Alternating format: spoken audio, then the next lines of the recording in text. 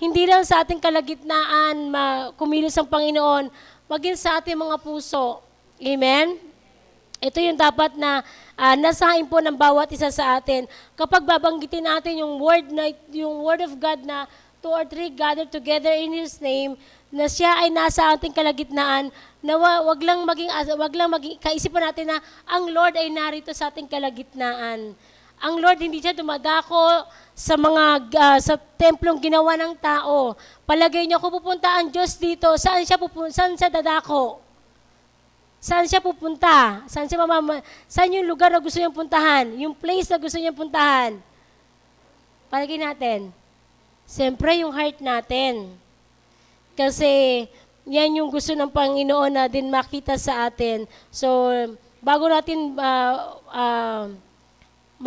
tayo magsimula sa salita ng Panginoon, tayo ay muling lumapit sa Panginoon na may pagtitiwala, na alam natin na ang Diyos sa bawat pagkakatipon ay meron siyang himalang ginagawa.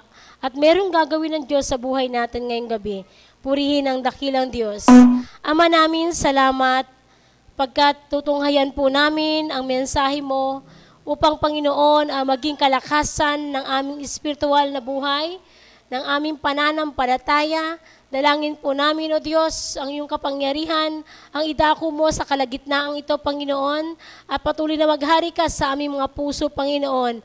Ama, narito kami, patuloy kami nagpapakumbaba sa banal mong harapan, upang, Panginoon Diyos, ang kiniin sa iyo, Panginoon, O Diyos, ang iyong Panginoon pagpapala sa bawat isa. Salamat po, maging malaya ang iyong espiritu sa aming mga puso at sa aming isipan, Panginoon, na patuloy na itinatalaga namin ito sa iyong dakilang harapan. O Diyos, sa iyo po ang lahat ng papuri pa sa salamat sa pangalan ni Jesus. Amen.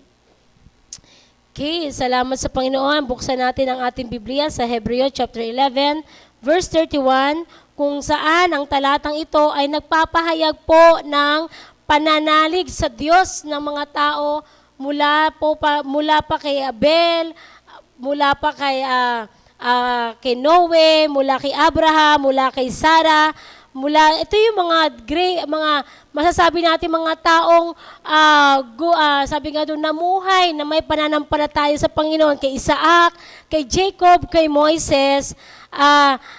Sila yung mga sumunod sa Panginoon ng walang pag-aalinlangan. Ano po? At ngayon, dito sa verse 31, ating pong bibigyan pansin ang pananampalataya ni Rahab.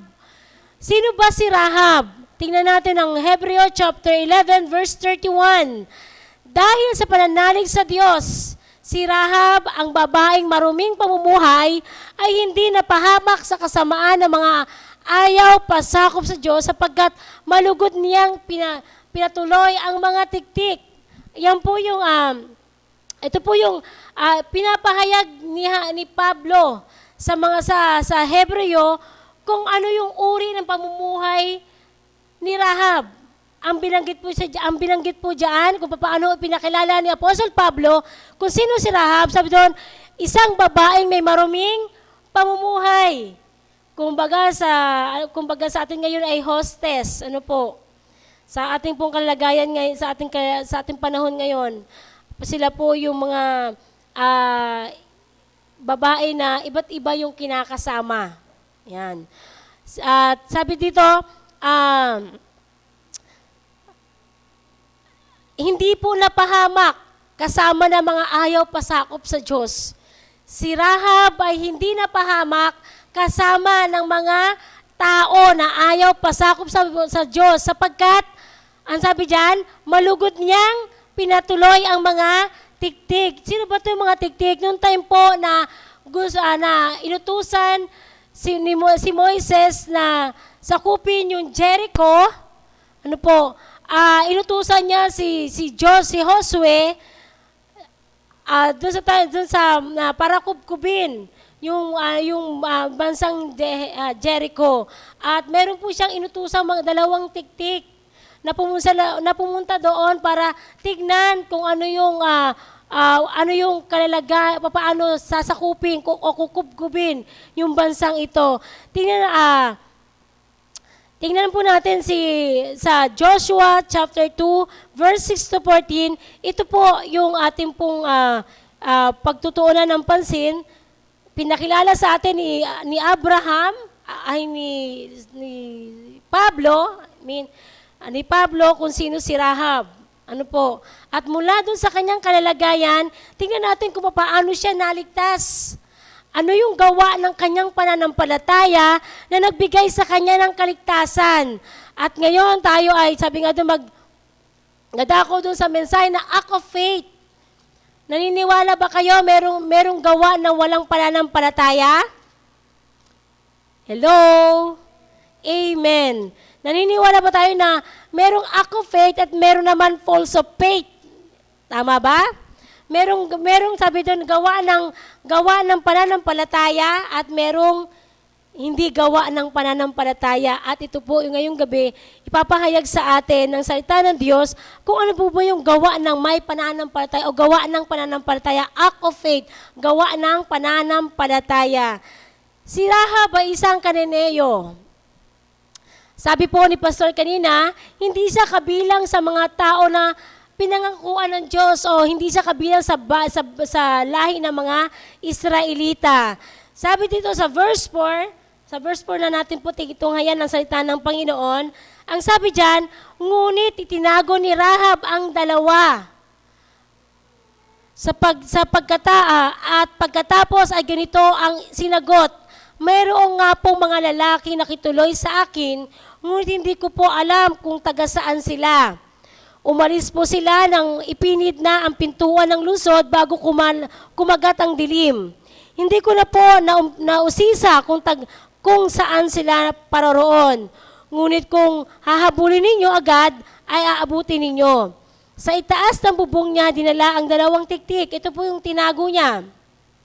At tinabunan ng mga tangkay ng lino na inimbak niya roon.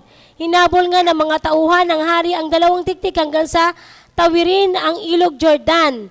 Paglabas nga ng mga humahabol, ipiniid ang pinto ng lungsod, bago natulog ang mga tiktik, umakyat si Rahab sa bubong at sinabi sa kanya, alam kong ipinagkaloob sa inyo ni Yahweh ang lupaing ito at ang mga taga rito ay gulong-gulo dahil sa inyo, gayon din ang lahat ng nanirahan sa paligid. Pansinin po natin ang ang salita ng Diyos na binabasa po natin. Verse 10, nabalitaan namin kung paano pinatuyo ni Yahweh ang dagat ng tambo at kung nang kayo'y tumawid galing sa Ehipto. Nalaman din namin na nilupig ninyo sina Haring Sehon at Og ng mga Amorreo at sa ibayo ng Jordan at pinuksan kailang mga kubo. Nagulat kami nang marinig ng mga balitang iyon. Natakot kaming humarap sa inyo sapagkat si Yahweh na inyong Diyos ay Diyos ng langit at lupa. Ipinangako ko sa ngalan ni Yahweh na tutulungan niya ang mga angkan alang-alang sa pagtulong kong ito sa inyo at bigyan ninyo ako ng isang katibayan. Verse 13, iligtas ninyo ang aming ama, ina, mga kapatid at ang kanilang sambahayan. Huwag ninyo kaming hahayaang mamatay. Last verse, sinabi sa kanya ng mga tiktik, ang buhay mo ay aming gagarantihan sa buhay ninyo. Huwag mo lamang sasabihin sa may kapangyarihan na kami naparito, hindi tayo hindi kayo pag ibinigay na sa amin ni Yahweh ang lupaing ito. Ang ating pong topic ngayon ay act of faith o gawa ng pananampalataya.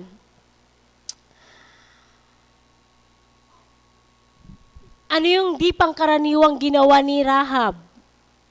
Itinago niya ang mga espiya. Ito po ay, sabi nga doon, sa kanyang lahi, sa kanyang lipi, ito ay isang malaking kataksilan o pagtatraidor. Di ba? Sapagkat ang 2 tiktik na ito, alam ni Rahab na sila ay naparoon para kubkubin o sakupin ang kanilang bansa o yung kanilang lugar. Sapagkat ito yung na nalaman nila o nabalitaan nila kung paano nila tinalo ang makaharian ng mga Amumero, ang bansa ng Seol at ng Og. Ang bansang, ang kahariang ito ay kung ikukumpara mo sa bansa sa kalalagayan ng mga Israel, sa kanilang sabi nga doon sa kanilang kakayanan, di ba? Sabi ito, hindi mo sasabihin na sila ay magtatagumpay. Ngunit dahil ang Diyos ng Israel ay si Yahweh, kaya nakubkob nila ang bansa ng mga Amumero. Ang natalo nila ang hari ng Seol, Sihon at ang hari ng Og. Di ba? Makikita natin dito kung ano yung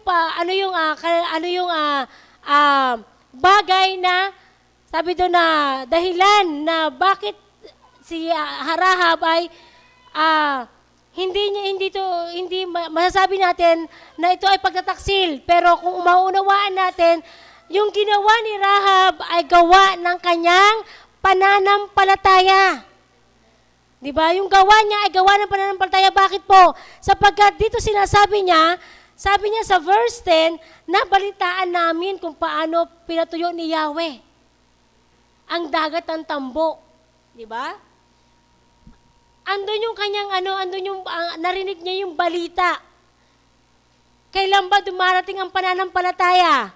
By hearing the word of God. Nabalitaan ni Rahab na itong Israelita ay may Diyos na kayang magpatuyo ng dagat ng tambo. Di ba? Etong Diyos ng mga Israelita, Diyos ni Moises, Diyos ni Josue, ay merong kapangyarihan na sabi doon na lipunin, lupigin o kubkubin ang malalaking bansa o malalaking kaharian. At dito sinasabi niya sa verse 11, sabi doon, sapagkat si Yahweh ang yung Diyos ay Diyos ng langit at lupa. Diba? So, yung ginawang ito ni Rahab ay pagkilos ng merong pananampalataya. Maaari yung ginawa ni Rahab ay hindi madali para sa kanya. Kasi kung malaman ito ng kanyang bayan na ito yung ginawa niya, diba? Ano ang mangyayari sa kanya? Ngayon, kung iisipin natin parang madali lang ito na magtago ng tao at palayain. Pero sa time na ito, yung panahon na ito ng mga Kananeyo, yung time na ito ay hindi maaari dahil patay. Pag nalaman nila, hindi kailangan patunayan. Pag nalaman nila hindi nila kailangan patunayan, kundi hahatulan na agad sila ng kamatayan. Kaya yung ginawa ni Rahab ay hindi ito madali para sa kanya. Sinabi ni Pastor kanina, gayon din sa ating pananampalataya. Ang ating pananampalataya kung minsan hindi madali. Kinakailangan ito ng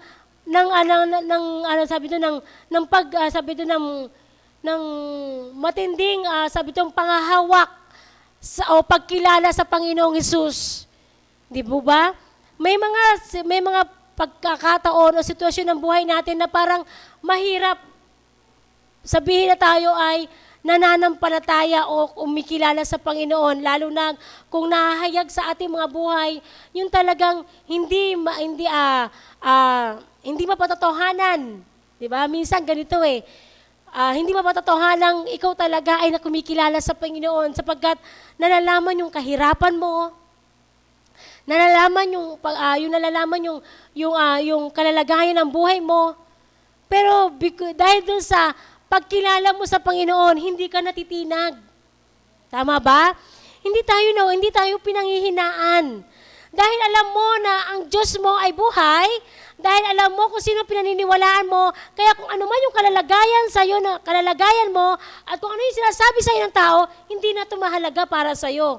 Dahil ang mahalaga sa iyo, ang pagkilala mo sa Panginoon. Kaya nga ganun din kay Rahab.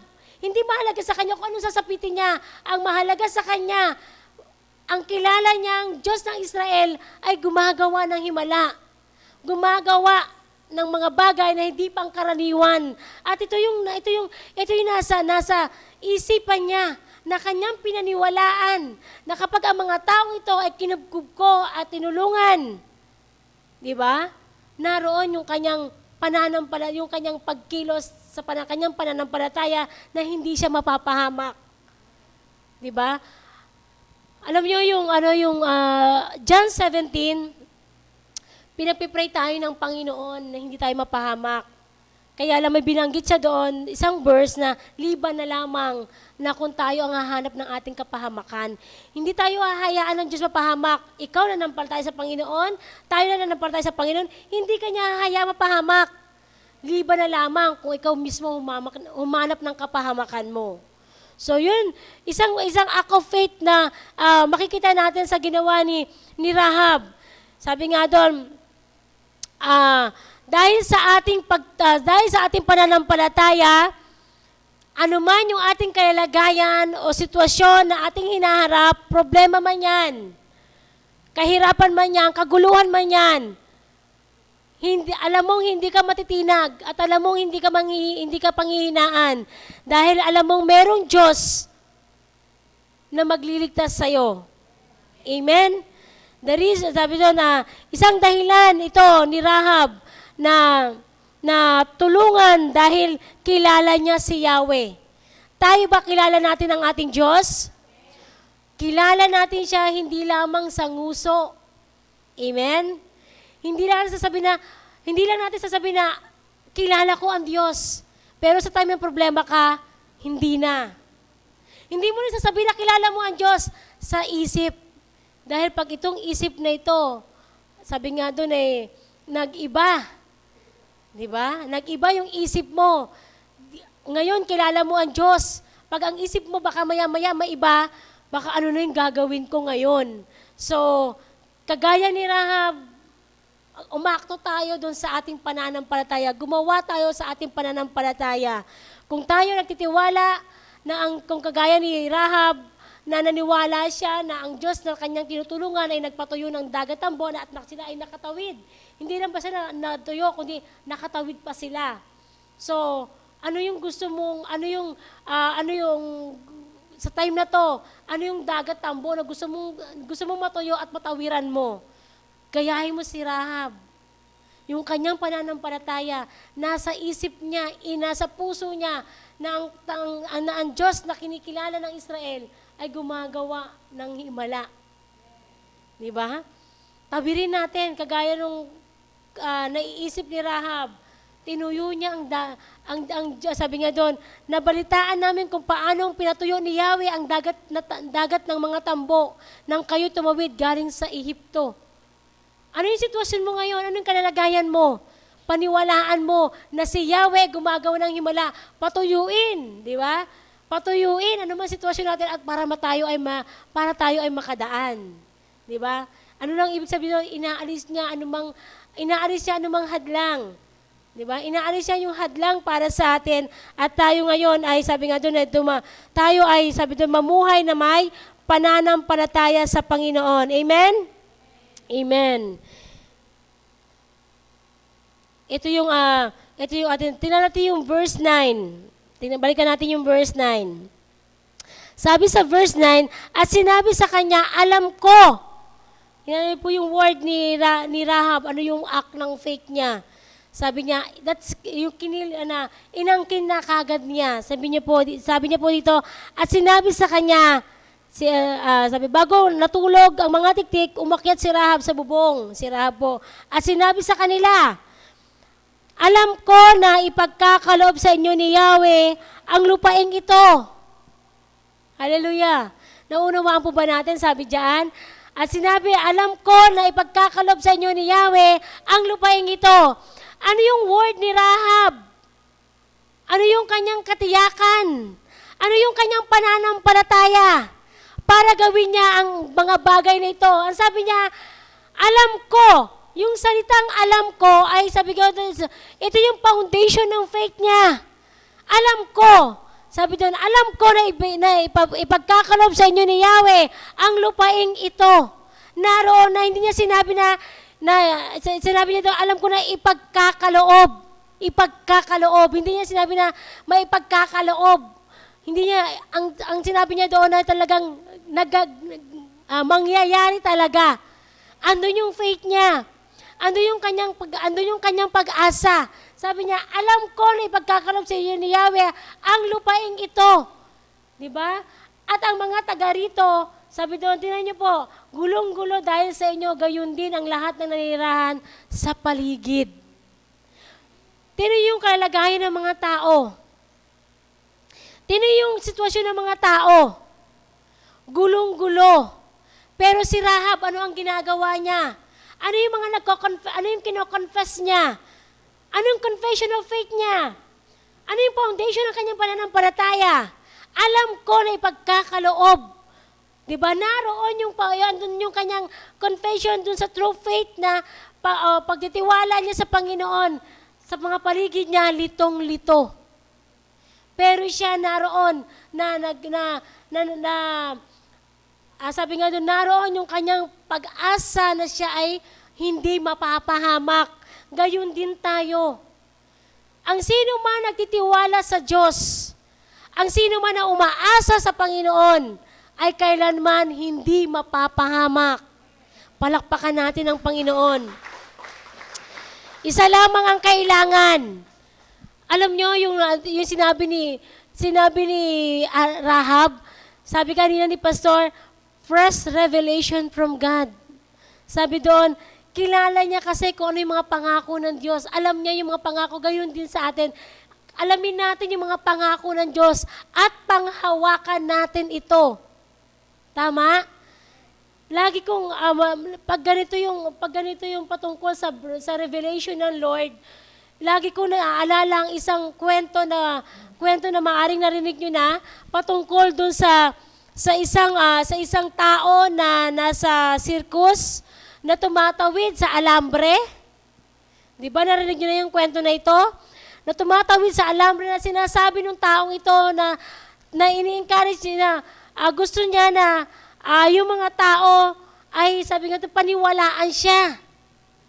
Gusto ng mga tao na paniwalaan siya. Gusto niya na paniwalaan siya ng mga tao. Kaya ang kanyang sahamon sa mga taong ito, maniniwala ba kayo na tatawid ako sa alambreng ito at makakatawid nga ako? Ang mga tao ay sumisigaw, oo, naniniwala kami sa'yo. Alam naman natin kung paano ang mga tao, di ba? Mag-response, pumapalakpak pa yan. Diba? Sumisipol pa yan. Di ba? And then yung tao na to ay nakatawid. At muli niyang challenge yung mga tao. Naniniwala ba kayo na muli akong makakatawid sa kabilang dulo na to na meron akong upuan sa likod? Yung mga tao, ganun pa rin, hindi na mababago yung kanilang pagtitiwala sa taong yun na kumukuha ng kanilang tiwala. Sa isang circus man. And then yung nakatawid siya nakatawid siya muli. Ang hamon niya muli sa mga tao, naniniwala ba kayo na makakabalik uli ako sa kabilang dulo na merong tao sa likod? Ang mga tao, sumisigaw pa rin sila. The same yung kailang expression na, oo, naniniwala kami. At talagang naroon yung kailang mga expression ng mukha nila na sila talaga ay tunay naniniwala. Pero sabi nung lalaki, sino ang uupo sa likod ko? Alam niyo yung mga tao, unti-unting umalis. Unti-unti sila nag-alisan. Minsan ganun din tayo sa salita ng Diyos. Kiniklaim natin yung Word of God, kiniklaim natin as a promise ng Lord, pero pag dumadating tayo sa mga challenge ng buhay, pag dumadating tayo sa mga challenge ng buhay natin, nasaan na yung sinasabi natin, Lord, naniniwala ako sa iyo. Pag dumating tayo sa mga challenge ng buhay natin, nasaan yung sinasabi natin, Lord, I surrender all. Nagiging katulad tayo ng crown na yon, na kapag dumadating yung mga pagsubok, umaalis tayo sa pangako ng Panginoon. At nawa, hindi ito mangyari. Kaya nga, ngayong gabi, tularan natin si Rahab. Naroon yung kanyang pagsasabi na, alam ko na ipagkakaloob sa inyo ni Yahweh ang lupaing ito. Ano yung gusto nyong ipagkaloob sa inyo ng Panginoon? At gaano kayo nag-umaakto sa inyong pananampalataya? Gaano tayo nagtitiwala sa ating pananampalataya? And then, ang sabi niya sa verse 12 and 14, hanggang 14, sabi niya, ipinapangako ninyo sa ngalan ni Yahweh. Listen. Natutulungan ninyo ako sa ang aking angkan alang-alang sa pagtulong kong ito sa inyo. Naroon yung kanyang pagdedemand, di ba? Naroon yung kanyang pagdedemand sa mga taong ito. Dahil tinulungan ko kayo, tutulungan nyo din ako. Ililigtas niyo ang aking ama, ina, at ang aking mga, sabi doon, yung kanyang kapatid at ang kanilang kasambahay. Sinabi sa kanya ng mga tiktik, ang buhay namin ay garantiya sa buhay ninyo. Huwag lamang sasabihin sa may kapangyarihan na kami naparito. Hindi kayo maano pag ibinigay na sa amin ni Yahweh ang lupaing ito. Katiyakan. Ito po yung ginawa ni Rahab kung papaano niya iniligtas ang mga tiktik na ito. Nung time na ang mga kawal ng hari ay wala na, inuhulog niya sa bintana ang isang lubid na kulay pula. At ang mga tiktik nito, ito yung ginamit nila para sila ay makaalis sa bahay ni Rahab. At sabi ng tiktik sa kanya, ito ang palatandaan na ililigtas namin ang iyong ama, ina, kapatid at mga kamag-anak. Kapag nakita namin ito, kapag nakita namin itong, sabi doon, itong sacred red na ito, itong lubid na pula na ito, kapag nakita namin, hindi kayo mapapahamak. Hindi kayo mapapahamak. Ano yung point na ito? First Sunday, itinuro sa atin ang kahalagahan ng dugo ni Kristo o dugo ng hayop na ipinahid sa pinto at hamba. Ano ang nangyari sa mga taong yun? Sila ba ay napahamak? Sila ay naligtas dahil sa dugo na ipinahid sa kanilang hamba.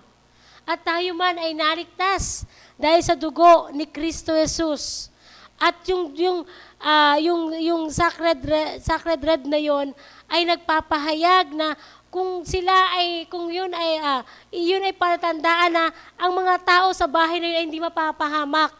Ang sabi ng mga alagad, hindi nila pananagutan kung mapahamak ang kanyang kamag-anak na lumabas sa bahay na yon kapag sa oras na sila ay lulupigin na.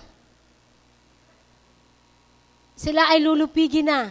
Hindi nila na pananagutan. Di ba nangako ang mga tiktik sa kanila na garantiya na ang buhay nila sa sambahayan ni Rahab ay walang mapapahamak.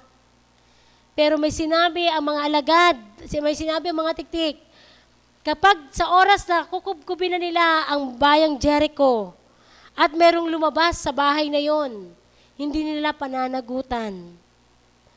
Gayon din yung sinasabi sa ating mananampalataya, tayo po ay naligtas dahil sa banal na dugo ng Panginoon kung tayo ay lalabas sa dugo ng Panginoon.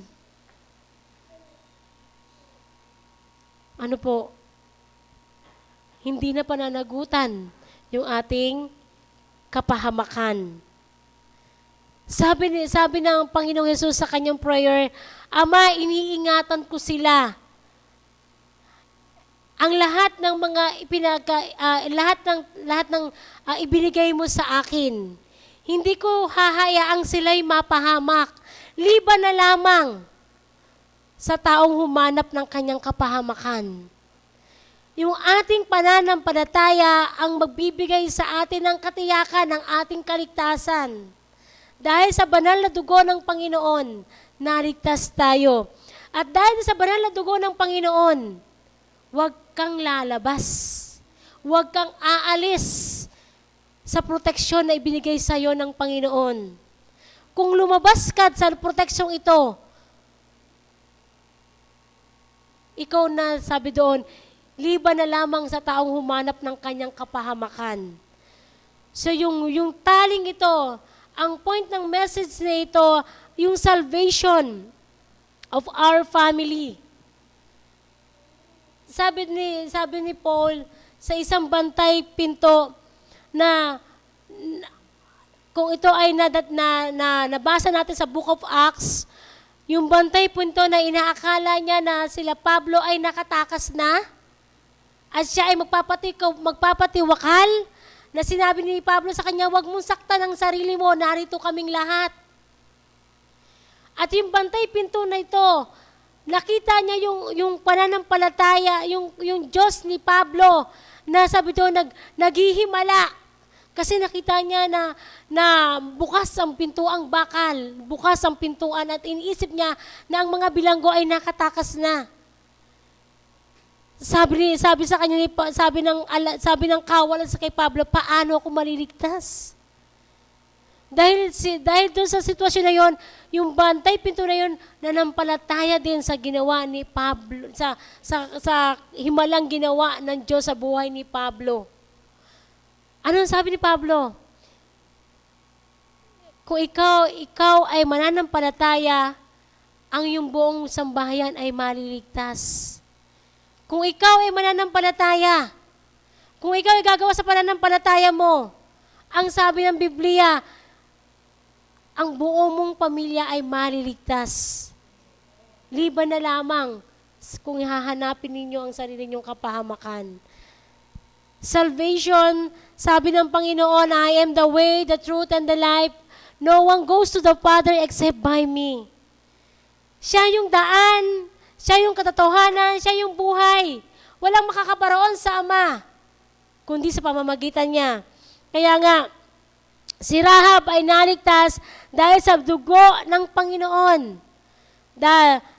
Sabi nga doon na yung kaligtasang kanyang natanggap, o yung kaligtasang tinanggap natin dahil sa kamatayan ni Kristo sa krus, at ang covenant niya, yung covenant na ginawa ni Rahab ng mga tiktik sa kanya, hindi sila mapapahamak. Hindi sila mapapahamak. Kaya nga, wag din tayong bibitiw doon sa ating pananampalataya. Huwag tayong bibitiw sa ating pagkilala sa Panginoon. Ano man yung ating kalagayan, sabi nga natin kanina, ano man yung ating kalagayan, huwag tayong bibitiw. Huwag tayong susuko. Huwag natin tatalikuran yung ating pananampalatayang tinanggap. Ang pananampalatayang tinanggap mo ay hindi ito sa panahon lamang na ikaw ay sa panahon lamang ng kasaganaan.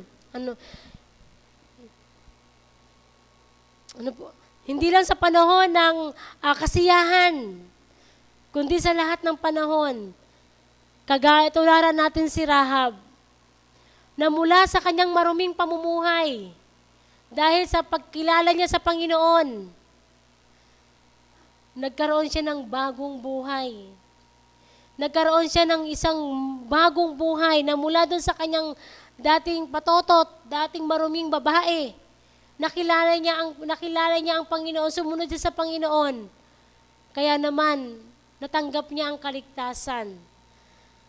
Tayo na tumanggap ng pangako ng Diyos sa ating buhay.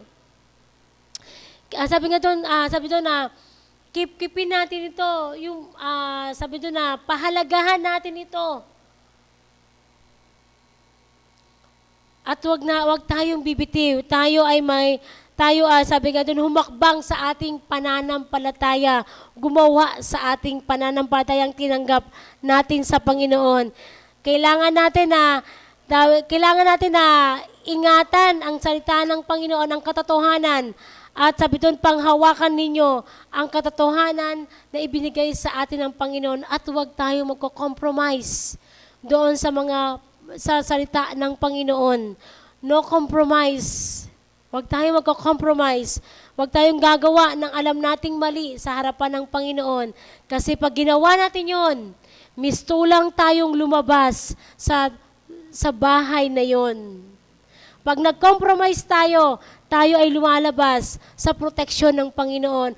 Tayo ay lumalabas sa kaligtasan ng Panginoon at hindi natin pinahalagahan ang dugo ng Panginoon na tumigil sa krus ng Kalbaryo. Paano ba natin tinitignan yung paghihirap ng Panginoon? Nanampalataya tayo hindi dahil sa paghihirap ng Panginoon, nanampalataya tayo dahil alam natin kung gaano kalaki ang pag-ibig ng Diyos sa atin, na inalay niya ang kanyang buhay hanggang kamatayan, hanggang kamatayan sa krus. Yung alam natin yung ginawa ng Panginoon, alam niyo po, babaliwalain natin ito kapag tayo ay magpapatuloy sa buhay na hindi kalugod-lugod sa Panginoon. Ang pananampalataya natin ang magbibigay ng bagong buhay sa atin, isang bagong pagkatao, isang buhay na ganap at kasiyasiya ang ipinagkaloob sa atin ng Panginoon. Kung tayo ay mananatili doon sa proteksyon ng Panginoon, ang sabi ng tiktik, pag nakita namin yung lubid na pula na yan, walang mapapahamak sa inyo. Igagarantiya namin ang aming buhay na ang iyong ama, ina, kapatid at kamag-anak ay hindi mapapahamak. So salvation, isa man ang maligtas sa atin. Tayo na una nakakilala sa Panginoon. Tayo, yung mga Rahab ng ating tahanan, na kapag tayo, sabi doon, hindi sumira sa pangako, na walang lalabas,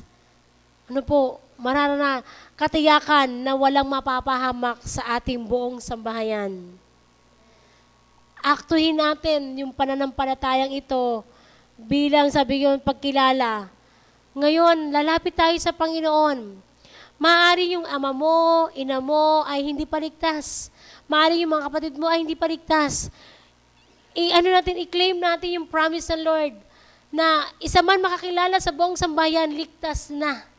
Hayaan natin na gumawa ang Diyos sa buhay natin at i-akto natin yung ating buhay sa ating pananampalataya. Ito yung nais ng Panginoon na mangyari sa buhay natin. Act of faith, gawin natin ito na hindi tayo nagko-compromise sa salita ng Panginoon at sa Kanyang pangako. Pagpalain tayo ng Panginoon, tayo ay tumayo sa Kanyang presensya. Dalhin natin ngayon sa ating puso at isipan ang ating sambahayan. Alam mo si Kristo namatay para sa iyo. Alam mo si Kristo namatay para sa ating kasalanan, tubusin tayo sa ating kasalanan. At ang kamatayan ni Kristo ay pagpapahayag na tayo ay naligtas. Tayo ay maliligtas kung tayo ay, sabi doon na mananalig, tatanggap sa Kanya at mananalig sa Kanya. Salamat sa Panginoon dahil patuloy niya ninanais na tayo po ay malayang gumawa sa ating pananampalataya. Maari nating hingin sa Diyos ang lahat ng bagay sang-ayon sa Kanyang pangako. Ipagkakaloob niya ang lahat ng naisin natin ayon sa Kanyang kalooban. Kapatid, lumapit tayo sa Panginoon. Dali natin sa ating puso, sa paglapit natin ang ating mga pamilya, ang kaligtasan ng ating mga pamilya.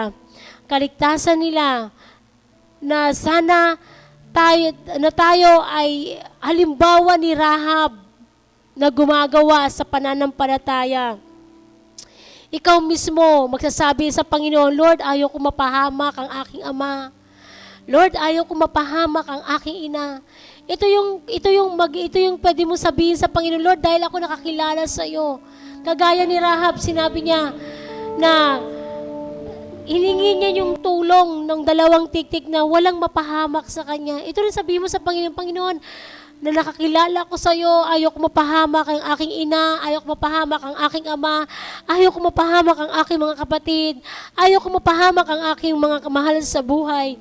Lumapit tayo sa Panginoon. Lumapit tayo sa Panginoon. At kung iniisip naman natin na tayo ay nagko-compromise sa salita ng Diyos, ang sabi ng salita ng Diyos, 1 John 1:9, kung ipapahayag ng ating mga labi ang ating mga kasalanan, tapat siya na tayo kanyang papatawarin at lilinisin sa lahat ng ating kalikuan. Lumapit tayo na may pagtitiwala sa Panginoon. Purihin ka, dakilang Diyos. Hallelujah. Yes, Lord. Lumalapit po kami sa iyo, Panginoon. Yes. Yes. Hallelujah. Yes, Lord. Purihin ka, dakilang Ama. Yes, ilapit po natin ang ating pamilya. Sabi doon na humakbang tayo sa ating pananampalataya na walang mapapahamak isa man sa ating mahal sa buhay. Yes, yes, yes, Lord. Yes, Lord, yes. Yes, Jesus. Purihin ka, Panginoon.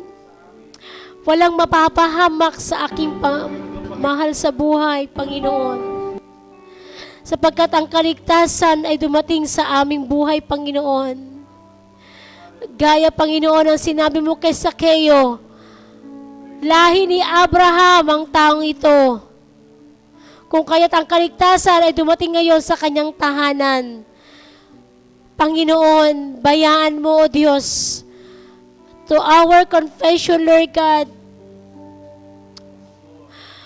as I claim your promise, O Lord, lahat pong ito ay amin pong mararanasan, Panginoon. Salamat, dakilang Diyos. Lumalapit kami na merong katapat na puso, Panginoon, na napapahayag ng aming pananampalataya, Panginoon. Na ikaw lamang, O Diyos, ang aming kikilalaning tunay na Diyos at tanging tagapagligtas. At dahil doon, aming Ama, mula sa amin, Panginoon, Lord, kikilalanin ka rin po ng aming mga mahal sa buhay. Ito po, O Diyos, ang aming po, Panginoon, ang inaangking sa iyong mga pangako, Panginoon. Salamat, aming Panginoon. Salamat po. Purihin ang iyong dakilang pangalan. Purihin ka, dakilang Diyos. Salamat po, Panginoon. Purihin ka. Purihin ka, Panginoon. Yes, Jesus. Yes, inaangkin po namin, Ama, ang lahat po ng aming dinulog sa iyo, na ang tagumpay na ito ay mapangyayari mo ayon sa iyong kalooban. Sa pangalan ni Jesus. Amen. Amen.